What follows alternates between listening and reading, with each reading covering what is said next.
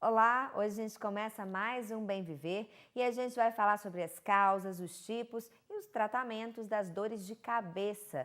Quem está aqui no estúdio mais uma vez para conversar com a gente é o Dr. Leonardo Brandão, neurologista. Dr. Leonardo, prazer recebê-lo mais uma vez. Eu que agradeço o convite. Boa noite. Então, doutor Leonardo, falei no início do programa que a maior parte das pessoas sente ou já sentiu dor de cabeça na vida, né? Sim, é muito comum, extremamente comum. E elas podem ter várias causas, não é isso Sim. mesmo? Uhum. O que acontece é o seguinte, a gente tem uma sociedade que a gente chama de International Headache Society, né, que é a Sociedade Internacional de Cefaleia. E existe uma classificação de cefaleias e a gente sabe que dentro dessa classificação são mais de 150 tipos diferentes de dor de cabeça. A né? cefaleia é dor de cabeça. Exatamente. O termo técnico, né, quando você fala de dor de cabeça, na verdade você está falando de cefaleia. Você tem mais de 150 tipos diferentes de cefaleia, tá? Desde cefaleias mais simples, mais corriqueiras, até cefaleias mais raras, cefaleias mais graves, cefaleias mais complexas. Então você tem, para vocês verem a quantidade, o número de dor de cabeça diferente que a gente pode ter dentro dessa classificação.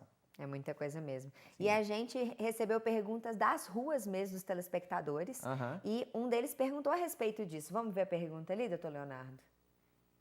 Quais são os tipos e as consequências da dor de cabeça? É exatamente isso, né? Dos tipos. Você tem mais de 150 tipos diferentes, né? E aí, desde as mais comuns, a mais comum, estatisticamente falando, é uma cefaleia que a gente chama de cefaleia tensional, tá? Depois dela é a enxaqueca, que na verdade o nome técnico da enxaqueca é migrânia, né? E depois, em terceiro lugar, seria a associação das duas. São as dores de cabeça mais corriqueiras, por assim dizer.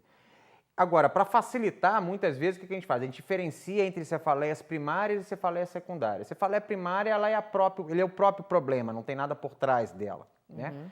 A cefaleia secundária, geralmente, é uma cefaleia mais grave, é uma cefaleia secundária, como o nome já diz, alguma condição clínica de maior gravidade. Então, essa é que a gente preocupa mais. Não que o primeiro grupo você não tenha que preocupar, mas essa tem uma conotação de gravidade, uma carga de gravidade maior do que do primeiro grupo. Então, a gente sempre acha que, eu tô com enxaqueca, que é uma dor muito forte. Então, necessariamente não é. Não obrigatoriamente vai ser enxaqueca. A gente tem mais de 150 tipos diferentes. Claro que a enxaqueca é muito comum, tá? Mas a gente não dá para você confundir dor de cabeça com enxaqueca. Não obrigatoriamente toda dor que você vai ter vai ser uma cefaleia enxaquecosa, uma cefaleia migranosa, que é o termo que a gente usa hoje em dia. E outra coisa que eu já escutei também é que durante a enxaqueca as veias da cabeça inflamam. Não pode falar isso, doutora? Isso existe? Na verdade, o que acontece? Existe um processo inflamatório associado na gênese da dor de cabeça, no caso da enxaqueca, né?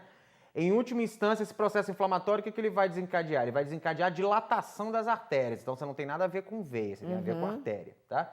Tanto que, por conta disso, uma das características da enxaqueca é ter pulsatilidade. A pessoa sente como se tivesse alguma coisa batendo dentro da cabeça. É a artéria batendo com uma intensidade maior. Por quê? Porque ela dilata mais, tá? E isso associado a um processo inflamatório. Mas não quer dizer que tenha uma inflamação na veia, por assim dizer. Porque, na verdade, a veia nem participa do processo.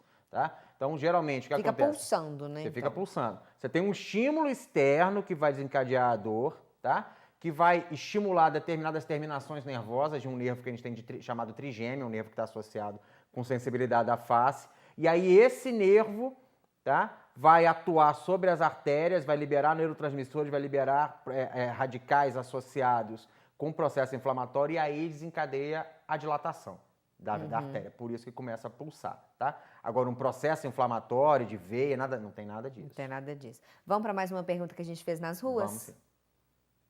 Eu queria saber quais são os sintomas que geram a dor de cabeça. Na verdade, você pode ter os mais diversos sintomas, né? O que vai acontecer é o seguinte, a sintomatologia clínica que o paciente apresenta vai estar associada com um determinado tipo de dor de cabeça. Então, por exemplo, que a gente já falou da tensional, que é a mais comum. Na cefaleia tensional, você tem um aumento de tensão da musculatura da cabeça, tá? Então a pessoa tem uma sensação como se tivesse alguma coisa apertando a cabeça. Tem paciente que chega para você no consultório e fala assim, doutor, parece colocar a minha cabeça num torno. Fico apertando a cabeça, geralmente localizada aqui nessa região que a gente chama de temporal, podendo irradiar aqui para frente, costumeiramente vem para a região posterior, desce aqui para a nuca, pescoço, pode chegar até os ombros muitas vezes. Essa é a tensional, ela fica mais constrictiva, né? A enxaqueca, tá, que quase todo mundo conhece, ela tem esse caráter pulsátil. Via de regra, ela pega metade da cabeça. A gente chama de cefaleia hemicraniana. Então, do outro tá? lado não vai doer. Pode acontecer de doer, mas classicamente falando, ela vai pegar um lado da cabeça e vai ser alternante. O que eu quero dizer com isso? Tem crises que vão acontecer do lado esquerdo, tem crises que vão acontecer do lado direito, tá? Ela vem associada com o quê? Com intolerância à luz, com intolerância a cheiro, com intolerância a barulho, pode estar associada com náuseas e vômitos. É uma dor de cabeça mais comum em mulher, principalmente mulher jovem, porque existe um componente hormonal associado, tá? Então, os sintomas que a dor de cabeça pode vir a estar associada vão ser os mais diversos possíveis, dependendo do tipo de dor de cabeça que você está se deparando. Então, às vezes, dependendo da área também onde está doendo, já dá para identificar, igual Ajuda você no falou. diagnóstico, ajuda no diagnóstico, sim. E você falou aí a questão das mulheres. Então, as mulheres têm mais dor de cabeça que os homens? Com relação à enxaqueca, sim. Tá? A tensional também, um pouquinho, se você for olhar estatisticamente, ele é mais comum em mulher do que em homem. Mas, por exemplo, existe um tipo de dor de cabeça que a gente chama de cefaleia em salvas, tá? Que é uma cefaleia súbita de forte intensidade, com esse caráter pulsátil também, hemicraniana. Faz até um diagnóstico diferencial em algumas situações com a enxaqueca, mas é uma dor predominantemente noturna, tá? Ela desperta o paciente durante a noite. Essa é uma dor de cabeça, por exemplo, de homens, acima de 60 anos de idade, tá?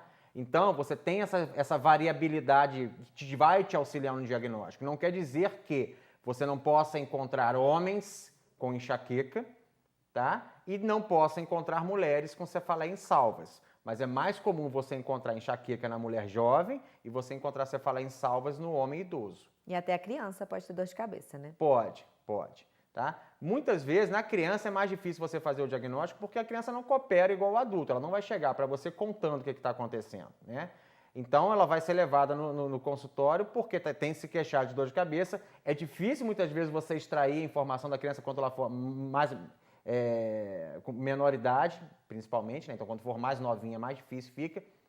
Geralmente, o que acontece? Você consegue extrair alguma coisa por conta da história familiar da pessoa, tá? Por exemplo, a enxaqueca é um tipo de dor de cabeça que costuma ter uma história familiar. Se você for pesquisar, várias outras pessoas na família vão ter dor de cabeça, tá? Mas na criança realmente é mais difícil, é um desafio muitas vezes diagnóstico. Beleza, doutora Ana, a gente vai para um rápido intervalo e a gente volta já.